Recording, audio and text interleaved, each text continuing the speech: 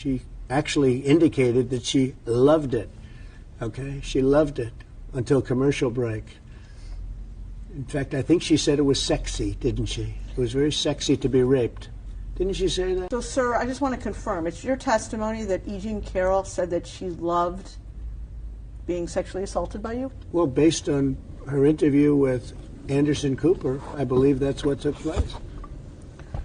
We can define that. You'll have to show that. I'm sure you're going to show that. But she was interviewed by Anderson Cooper, and I think she said that rape was sexy, which it's not, by the way. But I think she said that rape was sexy, and she actually said things that were very strange.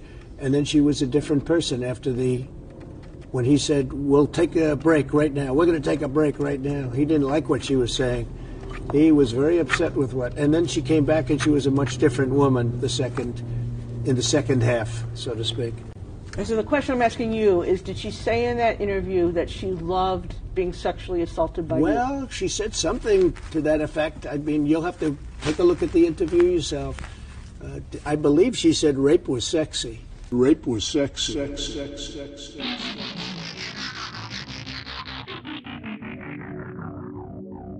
Hello and welcome to What the F*** Just Happened Today, your essential guide to the daily shock and awe in national politics. I'm Joe Amditis. Let's get to it. It's Monday, May 8th, 2023. Welcome to day 839. Treasury Secretary Janet Yellen warned that the only way for the United States to avoid an unprecedented default is for Congress to pass legislation to raise the debt ceiling, saying there are no good options and these negotiations should not take place with a gun to the head of the American people.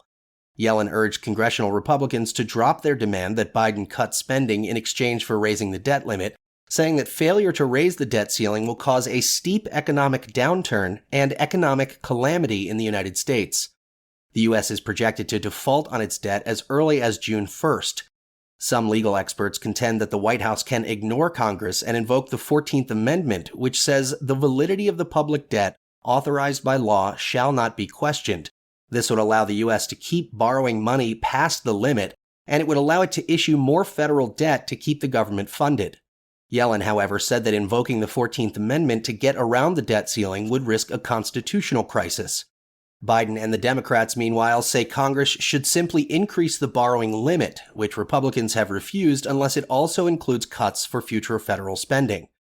Some 43 Senate Republicans, including Minority Leader Mitch McConnell, say they oppose a clean debt limit bill and support Kevin McCarthy's spending cuts and structural budget reform as a starting point for negotiations on the debt ceiling.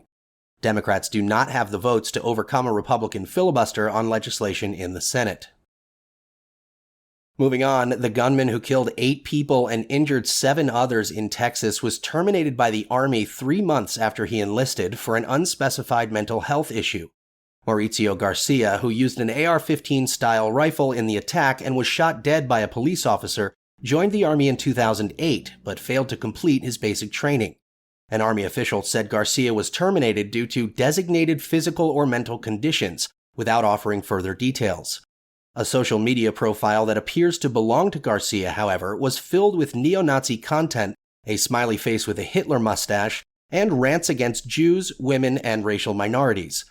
The profile also included photos taken outside the Allen Outlet Mall's H&M entrance, where Garcia would later open fire.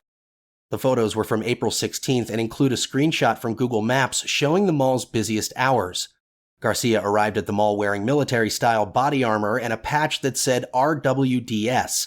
The right-wing death squad phrase is popular among white supremacists and far-right extremist groups. In his last post, Garcia wrote that no psychologist would have been able to fix him. Moving on, at least 8 of the 16 Republican fake electors in Georgia have accepted immunity deals in the criminal investigation into Trump's efforts to overturn the 2020 election. Fulton County District Attorney Fani Willis said the meeting of Trump's electors on December 14, 2020, as well as Trump's phone calls to multiple state officials and his campaign's involvement in a breach of election equipment are all key targets of her investigation.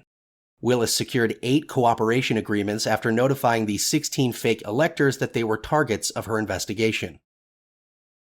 Meanwhile, a jury will begin deliberations in E. Jean Carroll's civil battery and defamation trial against Trump, who rejected his last chance to testify. During closing arguments, Carroll's lawyer said you must hold him to account for what he's done, adding that Trump followed a playbook that he had for kissing and groping women without their consent before he raped Carroll in a department store dressing room in the mid-1990s. Trump's attorney, meanwhile, called Carroll's case a scam, arguing that she abused the system by bringing a false claim for money, status, and political reasons, minimizing real rape and exploiting real pain and suffering, and we cannot let her profit to the tune of millions of dollars. The jury is expected to begin deliberations on Tuesday. And finally, the World Health Organization declared that the global public health emergency for COVID-19 is now over. The initial global public health emergency declaration was first issued more than 3 years ago, on January 30th, 2020. The director of the WHO said that does not mean COVID-19 is over as a global health threat, noting that the official COVID-19 death toll was 7 million people, but the real figure was estimated to be at least 20 million. The director of the CDC, meanwhile, resigned, saying that the end of the COVID-19 public health emergency was a good time to make a transition. And in the polls, Politico says just 36% of Americans approve of the job that Biden is doing as president, down from 42% in February. 47% say they strongly disapprove. ABC News says 68% of Americans say Biden is too old for another term as president. 44%, meanwhile, say Trump is too old. Trump is 76 and Biden is 80. And the Washington Post says 47% of Democrats want the party to nominate someone other than Biden. Among Democratic-leaning voters, 58% want someone other than Biden, while 77% of independents who lean Democrat want a different candidate. That's all for now. You can find the links and sources for all of these stories on the main website. And as always, visit whatthefjusthappenedtoday.com for the latest news and headlines. Until next time, I'm Joe Amditas.